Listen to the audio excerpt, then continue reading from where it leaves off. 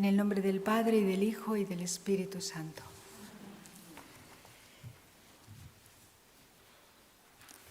Esta mañana las hermanas que celebraban sus bodas de plata han celebrado ya, hemos celebrado. Volvíamos a arrodillarnos con la confianza de que Él inició su obra en mí, en cada una, y Él la llevará a cumplimiento, a plenitud.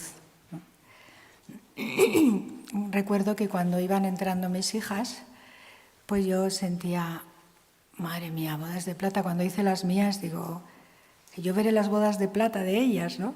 Y verdad que he sentido un gozo enorme por la perseverancia en aquello que es el sentido de su vida, su identidad, su misión, todo el bien, ¿no?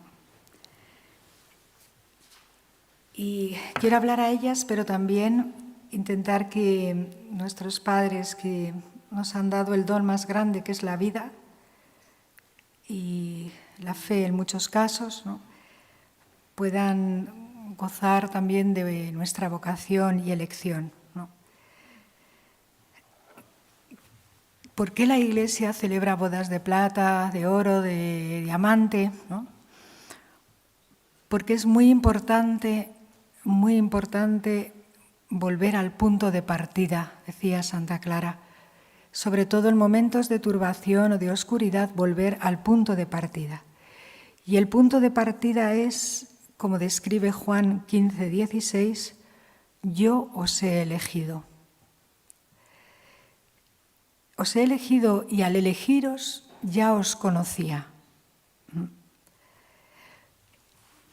En la vida de una persona consagrada es fundamental saberse y sentirse llamada, elegida. Es una certeza interior de encontrarse en un estado de vida porque Dios lo ha querido desde la eternidad y lo hace saber como un día puntual o se empieza a entrever poco a poco, ¿no? Y comienzas a sentir que en esa elección está el sentido de la vida, todo. ¿Para qué he nacido? ¿Para qué vivo? ¿Por quién vivo?, ¿no? Juan Pablo II decía, dime quién es tu amor y te diré quién eres tú. Para saber quién soy yo, debo remontarme a mi Creador, a mi Señor.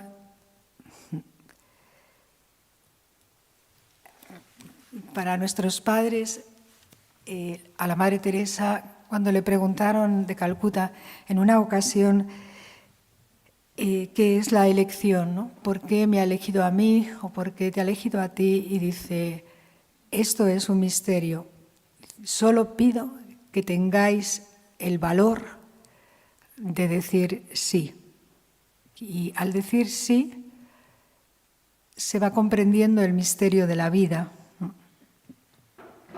Y en el cielo, pues, sabremos también toda esa plenitud, ¿no?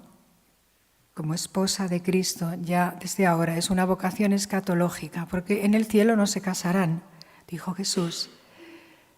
Por eso la vocación consagrada se dice que ya es como un preludio, ¿no?, de lo que son las bodas eternas con Cristo, esposo de la Iglesia. Es muy impresionante que en una familia de hermanos, ¿no?, tiene que ser muy impresionante también para los padres. Una hija o un hijo es llamado, o varios hijos son llamados por el Señor, y es lo que los padres tampoco saben. O sea, el hijo que viene con un misterio que solo Dios conoce, aquel que lo depositó en las entrañas maternas y lo consagró. Y yo cuando pienso en los padres pienso que ellos acompañan una vocación consagrada, pero no la tienen. Entonces, en muchos momentos tiene que ser muy difícil, ¿no?, comprenderlo, sobre todo cuando los padres también pues van viendo, tienen claro que va a ser su hija, pues ha tomado una carrera, hará esto, hará lo otro, el camino natural, un día se casará, saldrá de casa, y resulta que ni va a hacer lo que ha estudiado, ni va a trabajar en lo que ha estudiado, no se va a casar, no va a tener hijos, o sea, dijo, hijos físicos, ¿no? Y cuando damos la noticia en casa de que Dios me llama,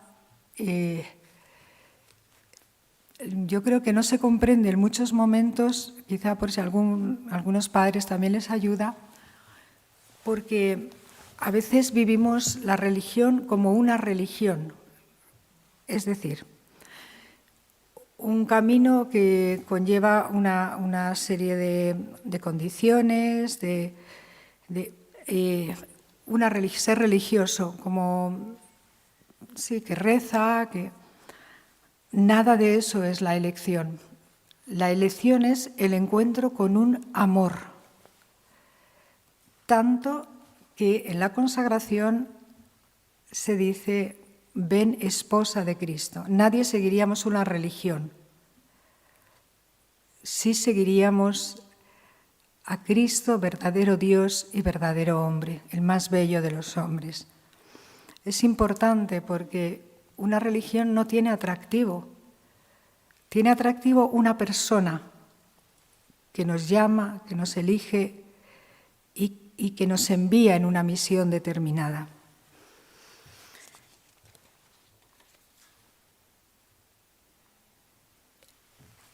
Y creo que no es fácil comprender también, para los padres es más fácil comprender, aunque no se comprende bien, una vocación a la vida activa, por ejemplo.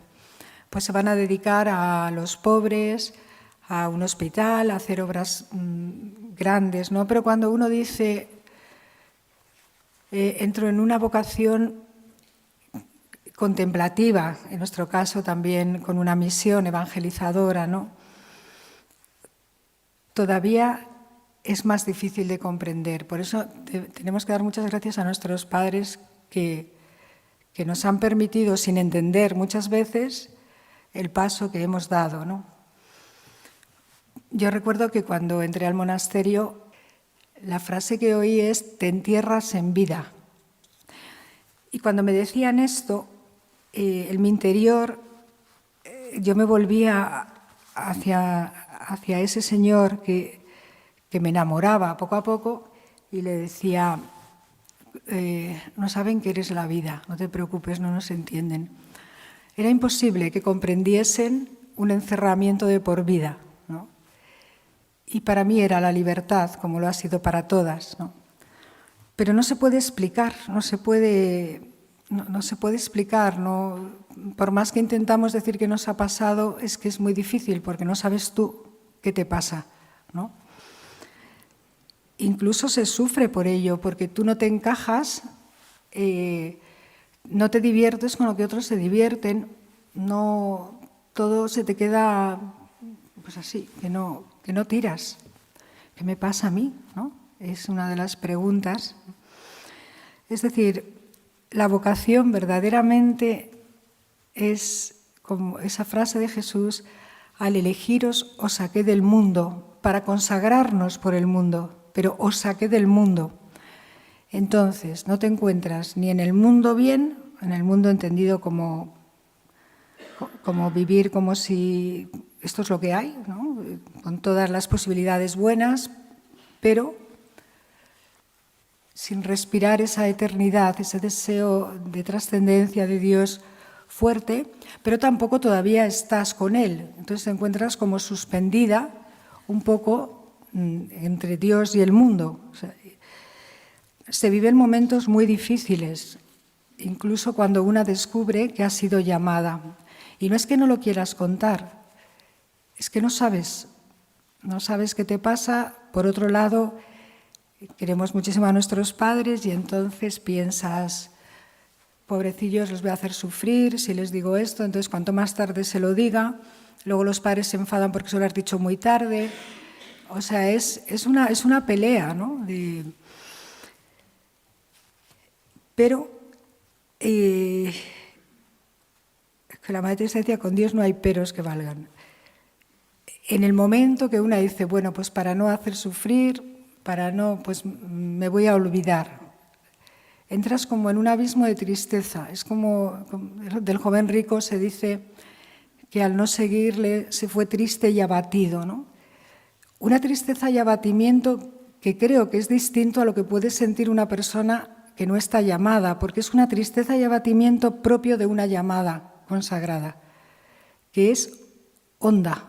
O sea, no brota de una infidelidad por algo que has hecho, es todavía más gordo, es como el dolor de una vida en la que no te entiendes, porque solo te entiendes enraizándote en aquello para lo que Dios te creó y para lo que te sostiene en la vida. Entonces, la Iglesia lo celebra para recordar que Dios no nos llamó un día, sino que Dios nos sigue llamando. El que inicia sigue llevando a plenitud la vida. Y la vocación en sí es muy sencilla de definir. Dice que aquello que Él quiere llevar a plenitud es la medida y la madurez de Cristo en nuestras vidas. Es decir, todos somos llamados a ser configurados a Cristo, que no solo hace actos de amor, es amor, su ser es amor. Una persona que deja vivir a Cristo y está en un lecho por una enfermedad o sin hacer nada, es presencia de un amor, de tal manera que cuando vives al lado de aquellos que de verdad en su fragilidad han decidido ser de Cristo, podrías decir, aquí hay Tabor, qué bien se está aquí, qué bien se está con esta persona, porque el amor crea comunión, piensa en el otro, saca lo mejor del otro, ¿no? Y esa vocación es para todos, ¿no? Pero en nuestro caso, ciertamente, es una vocación al amor y no tiene otro sentido. Todo lo demás se deja incluso. Toda posibilidad de aquello que puede distraer ser amor. Por eso decimos, no solo tenemos sed, somos sed, es algo ontológico. Somos sed de Dios, ¿no? Y me parecía muy bonito recordar hoy, en breve, un testimonio contado en el Evangelio por él mismo. Son 2 líneas y media del Evangelio, 2 versículos. Es la vocación de Mateo.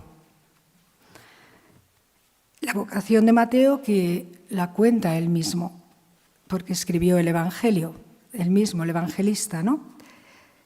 Cuando se iba de allí, nos dice él mismo, Jesús al pasar vio a un hombre llamado Mateo, que es él, sentado en el despacho de impuestos y le dice, sígueme. Él se levantó y le siguió. Esto es todo.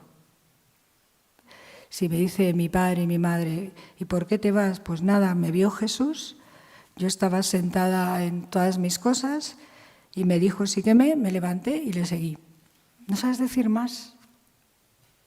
Si preguntáramos a Mateo qué fue esa llamada, te volvería a repetir los mismos versículos, porque él mismo podía haber dado más detalles. Es que no hay conversación, no hay palabras. Él no habló, actuó inmediatamente, ¿no?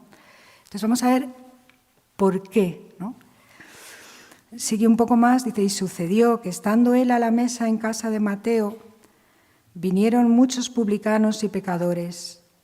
Estaba en la mesa Jesús y sus discípulos. Al verlo los fariseos decían a los discípulos, ¿por qué come vuestro maestro con los publicanos y pecadores? Mas Jesús, al oírlo, dijo: no necesitan médico los que están fuertes, sino los que están mal, los que están enfermos. Id pues y aprender qué significa misericordia quiero, y no sacrificios, porque no he venido a llamar a los justos, sino a pecadores. No he venido a llamar a justos, sino a pecadores.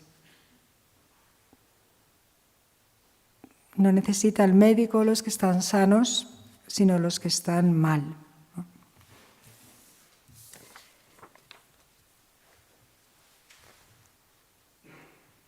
Cada una de nosotras podríamos reconocer en esta llamada la nuestra. No sabemos por qué, ni siquiera estábamos preparadas, pero Jesús pasó por nuestra vida.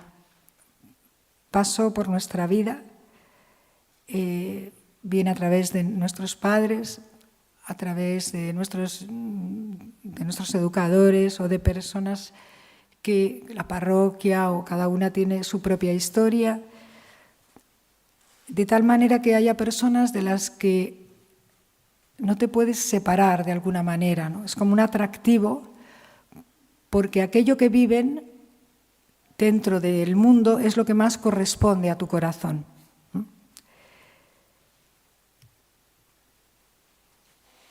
Y podríamos decir también que todo comienza con una mirada. Una mirada no es una mirada como podemos a lo mejor pensar, externa, o hay dentro, ¿no?, grabado en las entrañas, una presencia, una mirada que te succiona hacia adentro. Es decir, por más que uno vive hacia afuera, hay una llamada, un imán, ¿no?, hacia adentro, que es donde te encuentras en verdad bien, ¿no?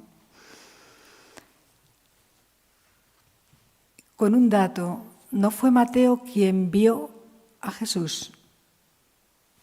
Todo comienza con la iniciativa de Jesús, una mirada de Jesús en las entrañas y una voz que uno reconoce, ¿no?, que una reconoce: sígueme.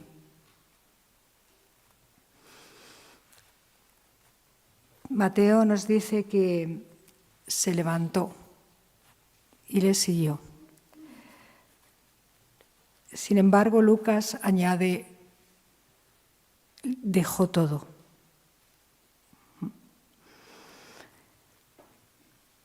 Atención, no dejó todo para encontrar a Jesús. Dejó todo cuando fue encontrado por Jesús, cuando Jesús lo llamó. Una de las preguntas que más nos hacen es: ¿pero entonces para qué has hecho esto? ¿Para qué has estudiado esta carrera? ¿Para qué has hecho tus máster, todos tus sueños? Porque la llamada de Dios nos sorprende ahí donde estamos, nos busca ahí donde estamos. Y hasta que se oye esa voz, esa llamada, o se intuye de verdad, una no puede seguirle. La llamada, el tiempo, la forma, todo es suyo. Por eso hay unas que entran a los 18 años, otras, por más que se empeñen, ya se les bloquea la cabeza y no pueden acabar la carrera, aunque las que de un año, otras después de haber trabajado, y lo que llamamos una vocación tardía. Para el Señor todo es temprano, pero atención, los versículos de la vocación son: ¿es Jesús el que pasa, verbo pasar, por mi vida? ¿Es el que mira a Mateo y el que dice sígueme? Ni una sola actuación de Mateo. Es la gratuidad de un amor, ¿no?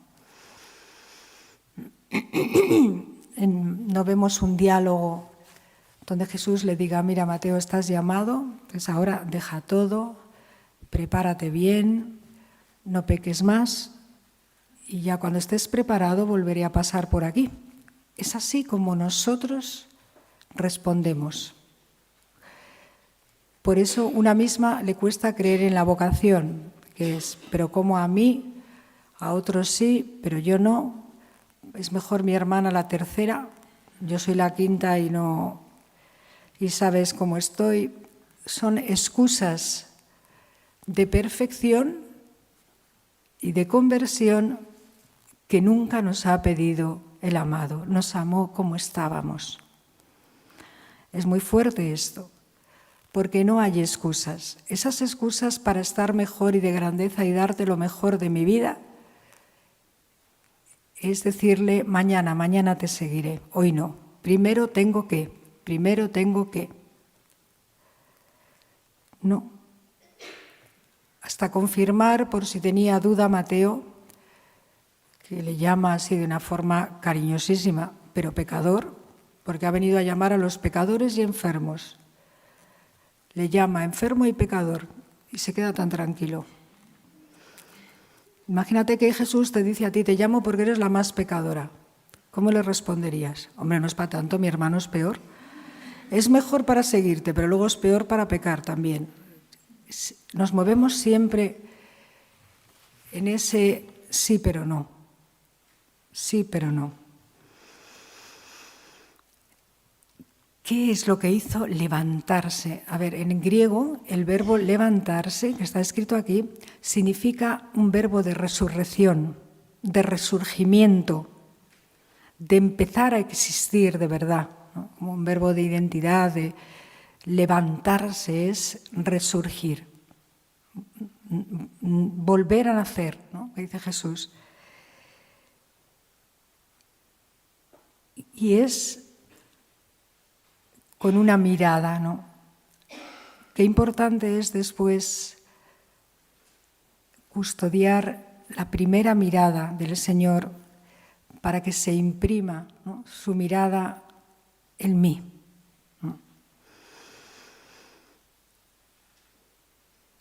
Es una mirada libre de prejuicios. Si yo, que estaba enferma y pecadora, él era de las personas más aborrecidas por su cargo, porque era recaudador de impuestos. El dinero hace estragos en la vida, ¿no? Y se enriquecía de dinero, pero perdía amigos constantemente.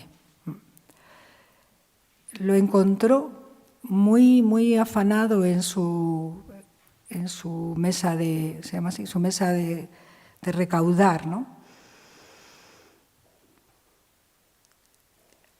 ¿Qué fuerza tiene que tener esa mirada? ¿Qué fuerza tuvo que lo levantó? Y no cogió unas pocas moneditas por si acaso le iba mal. No se cuenta nada de eso. Todo se quedó ahí. Mateo no dejó nada, no lo dejó para seguir al Señor, sino que al seguir al Señor todo se quedó atrás, todo palideció, todo era nada. Por tanto, se cae esa mentalidad de que cuanto exige, cuanto se ha renunciado, cuando nos dicen esto, sentimos un dolor como si seguir a Cristo fuera una pérdida, ¿no?, de todo lo que dejas, tu casa, se dice así, pero tu casa, tu carrera, un novio, un hogar, etcétera, etcétera. Curiosamente no se les dice a los casados, oye, dejas a tus padres, te vas a vivir a otra casa, si tienes hijos normalmente no vas a poder trabajar todo lo que quisieras, ¿no? No renuncian a nada. La entrega a otra persona parece que es, sí, lo natural, por eso muchas veces tienes que luchar tú misma contra aquello en lo que tú has sido también formada y piensas así. Por eso la vocación no es fácil, o sea, es para una misma también, ¿no?, que piensa pues como todos, ¿no?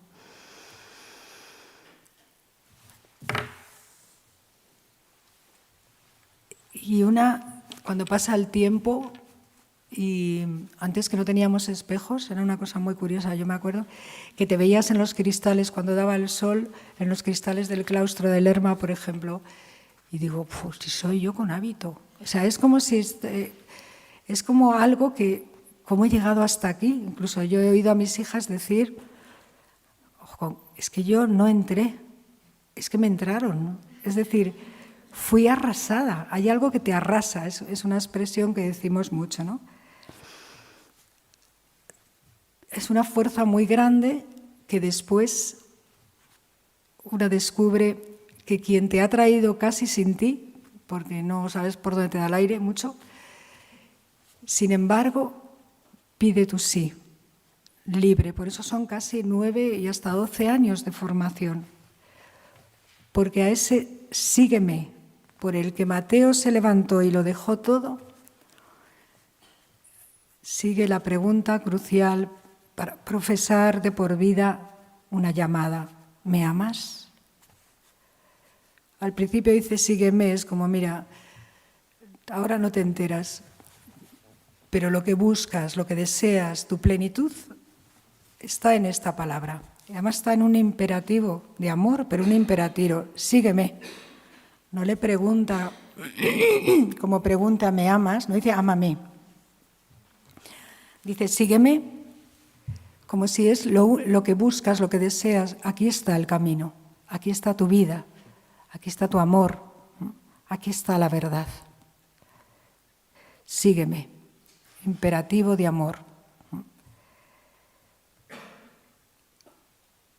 Cuando se levanta, cuando entramos y nos preguntan, ¿y qué te van a dar? Ni nos lo hemos preguntado nosotras. A Mateo no le promete nada, no le dijo qué ganancias iba a tener, que había vivido para tener ganancias. Yo seré tu recompensa. Se da él mismo. No hay promesas que no colmarían el corazón de nadie, ¿no? De una mujer, de los bienes materiales. Es más, cuando dice quien dejare todo por mí, lo que habla es de amor, de afecto, recibirá. Tendrá padre, madre, hermanos, hijos, ¿no? El 100 por 1 habla de aquello, porque claramente al final de la vida solo queda el amor, en el intermedio también y al principio también. Y cuando le preguntan qué recibiremos ellos, les habla de lazos de amor y de casas, comunidades, casas de amor, de comunión. Nada más.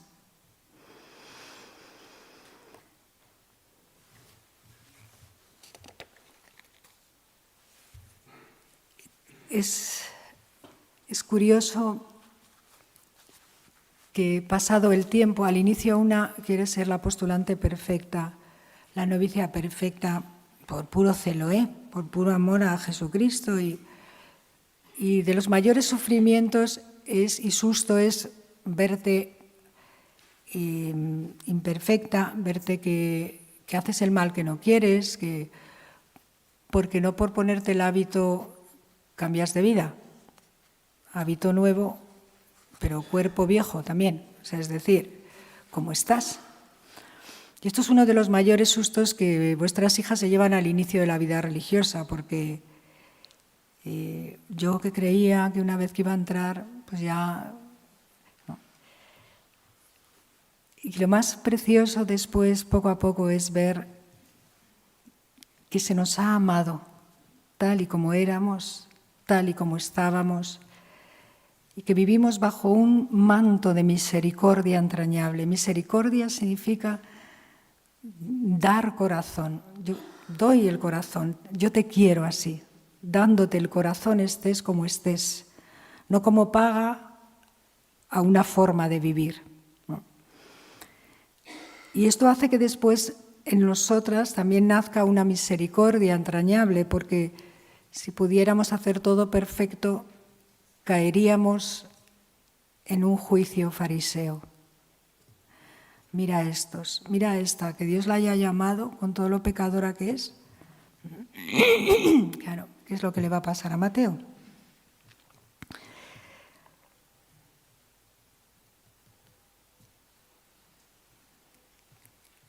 Nuestro pecado, nuestra enfermedad, no es mayor que la libertad de poder decir un sí.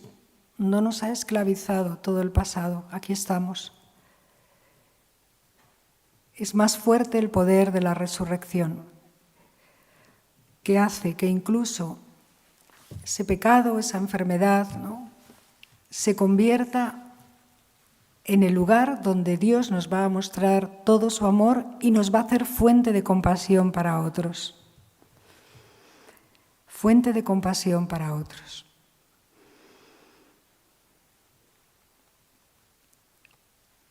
¿Qué es esa atracción que siente una persona que se consagra a Cristo al inicio y que sostiene en la vida?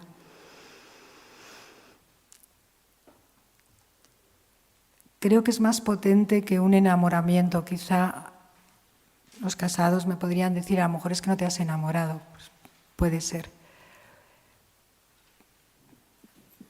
Pero es más fuerte en el sentido que no somos dos iguales, que vamos a hacer una vida juntos, ¿no? Se trata de seguir un amor humano divino. Por lo tanto, entras como el Espíritu Santo te hace entrar en un ámbito, en un hábitat, ¿no?, donde nunca vas a tener tú la razón, y esto cuesta mucho a una mujer, ¿no?, donde tú no vas a decir dónde vamos o no vamos, ¿no?, sino que se mueve en la línea donde tú vayas yo iré, lo que tú quieras yo haré, ¿no?, un abandono y una confianza que luego llena de felicidad, pero que al inicio cuesta, cuando una se ha hecho su vida, cuando... Sin embargo, se ve en Mateo como si el pasado queda atrás y no hay posible vuelta. Y aquel que sabía todo de dineros, que ganaría muchísimo, digo dineros en plural, porque sacaría por todas partes, aquel que de pronto no sabe nada de la nueva forma de vida. Esto crea una lucha. Yo os cuento aquí todas nuestras tentaciones, ¿no? Porque yo, que era la número uno en no sé qué, o era yo... Y es que ahora no sé hacer un huevo frito. Es que nunca has hecho un huevo frito, aunque seas la una en, ¿no? O es que siento que no sé hacer nada, o sea, como esa sensación de inutilidad, porque no te has entrenado nunca para la forma de vida que vas a vivir, ¿no? Y te pegas un susto, tantos máster, tantos países recorridos, y ahora me siento un bebé al inicio. Es decir, no sé nada. Es más, no sé lo principal, que es que no sé quién soy. No es fácil los comienzos, porque una hace aguas por todos los lados. O sea, entras con un entusiasmo que a los 4 días, ¡ay madre dónde me he metido! Bueno, yo la misma tarde que entré se me cayó el mundo. En vísperas se me cayó el mundo. Me recuerdo qué hago aquí, dónde estoy, qué me pasa, quién soy, qué he hecho, para cuánto tiempo, quién me ha metido aquí. Bueno, me recuerdo, o sea, una crisis existencial total. Pero es que antes no tenía existencia, empezaba la crisis existencial. Gracias a Dios empecé a preguntarme quién era yo, qué me había pasado y dónde estaba, ¿no? Porque antes tiras y a donde llegue, ¿no? Y como os decía también, igual que para los padres puede ser difícil, ¿pero qué vas a hacer allí? Pues no sé, pues yo qué sé, mamá, yo qué sé, papá, pues no sé, ya me lo dirán. Y vas a un sitio donde no sabes ni lo que vas a hacer. No te van a pagar sueldo encima, es que, ¿no? Así es. la llamada y el enamoramiento nuestro, como el Mateo, no fue la oferta de una misión. Vas a ser una grandísima profesora, ya verás, porque aunque seas consagrada, vas a ir a Oxford, Harvard, y vas a tener unas posibilidades, bueno, y no fue la oferta de una misión. Lo que hizo que Mateo se levantara y lo dejara todo, sino un amor que ha prendido, como dicen los profetas, en las entrañas, que te ha seducido y que ya no puedes mirar como el amor de tu vida a nada ni a nadie más. En ese seguimiento está todo el sentido de la existencia. Lo que Jesús propone es Él mismo, su persona, su cuerpo. Es tan real esto que si esto no fuera real, nadie lo abrazaría porque se abrazaría la nada. No ofrece nada, se ofrece Él. Su persona a la que amar.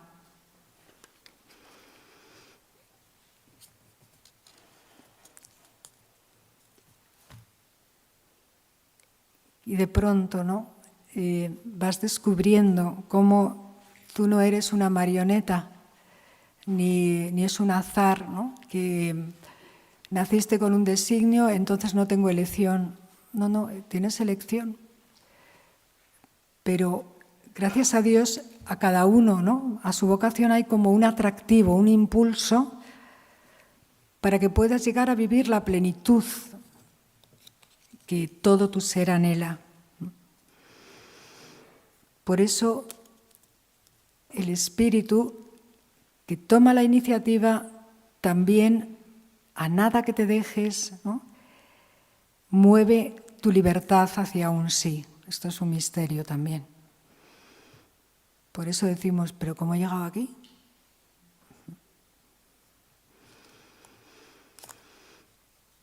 Su gracia te precede y el que te llama te hace capaz de ese don. Y en breve, la segunda parte es una preciosidad porque es nuestra vocación tal cual. Resulta que Mateo está tan contento que hace una fiesta, esto nos lo cuenta Lucas muy bien, ofreció en su casa un gran banquete. Y a ese banquete van publicanos, pecadores, los más pobrecillos. Quiere decir que los amigos de Mateo eran los pecadores. Los publicanos no tenía amigos,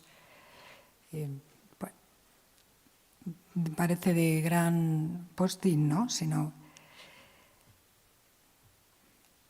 gracias a la vocación de Mateo, a los excluidos de la sociedad, los que no contaban, los que se les desprecia, como vemos, por los fariseos y por otros, ¿no? Se van a sentar a la mesa con Jesús. ¿Cómo iban a pensar ellos que iban a poder tener un banquete con aquel hombre de Nazaret que acababa de pasar sanando, que todo el mundo lo buscaba, que están ahí sentaditos con él y con sus discípulos? Imaginaos la cara que tendrían, ¿no? Jesús dijo, los publicanos y las prostitutas os antecederán. Gracias a Mateo, los pecadores conocen a Jesús.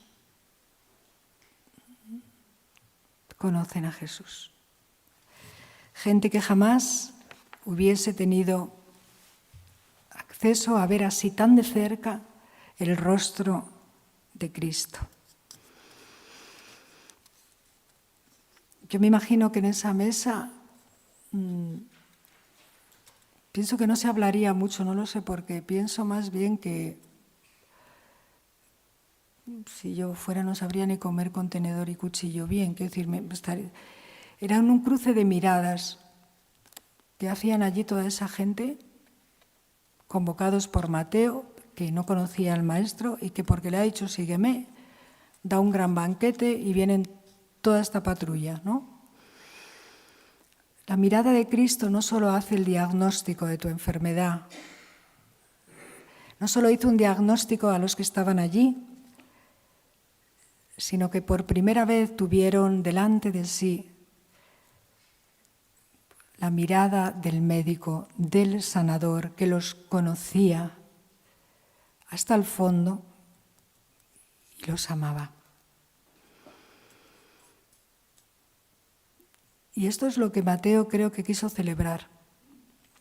Sí, me podéis decir todo lo que he hecho en la vida pasada, tenéis razón, todo eso, más, mucho más. Pero no tengo miedo de seguirle, porque aquel que me llama es quien me conoce y sabe quién soy. Y Él es el médico, lo dice en ese momento.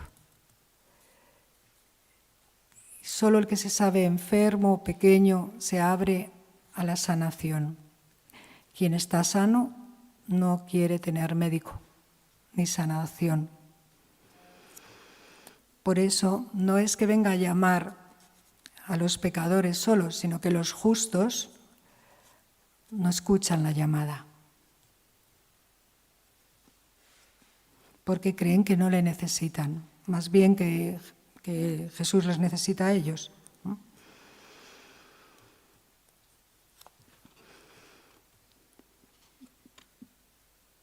Por eso en tiempos de turbación nada ayuda tanto como volver al punto de partida.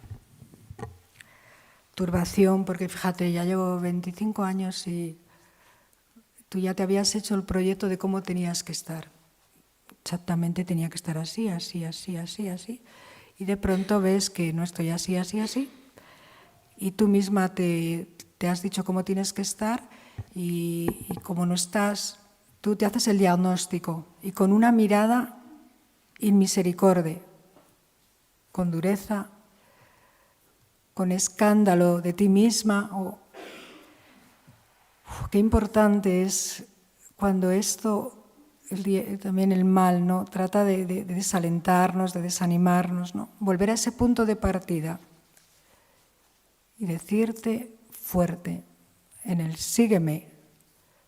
Tú me conocías, tú has venido a llamar a los pobrecillos y por eso me llamaste. Por tanto, no quiero ser otra cosa, quiero vivir amándote y eso me hará digna de ti. O sea, es por un amor, pero no por una religión a la que tengo que responder con una perfección, sino yo porque te quiero vivir así, quiero conservar y proteger y custodiar este cuerpo que es donde tú has querido vivir y expresarte en mis gestos. Por eso quiero vivir en una pureza de vida, de cuerpo, de mirada, de sentimientos, ¿no? Que tú me das. Quiero vivir colgada de ti, sin perderte un segundo de vista, como tú vivías colgado del Padre, ¿no? Y por amor a mis hijos, ¿no? No descansaré como hacen las madres, ¿no? De verdad que dan lo mejor a los hijos, ¿no? No sienten como pobreza, lo que sienten es que aman y eso mismo les lleva a levantarse y dejar todo a sus hijos, ¿no? Por eso hoy celebramos, ¿no? La vocación luego convoca, es con todos, ¿no? La misericordia de Dios, que Él es fiel y por eso seguimos donde estamos. En su fidelidad nos sostenemos.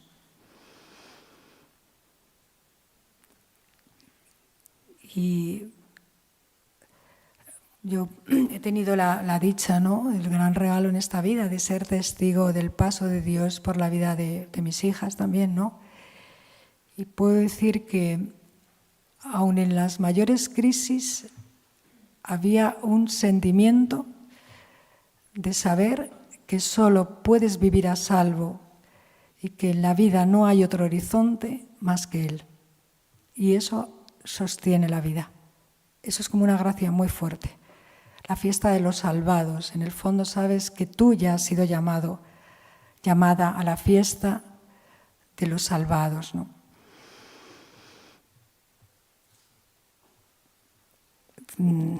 Hoy celebramos el poder del amor, el poder, la fuerza del amor, ¿no? Y por eso traía para nuestros padres de nuevo esta imagen, ¿no?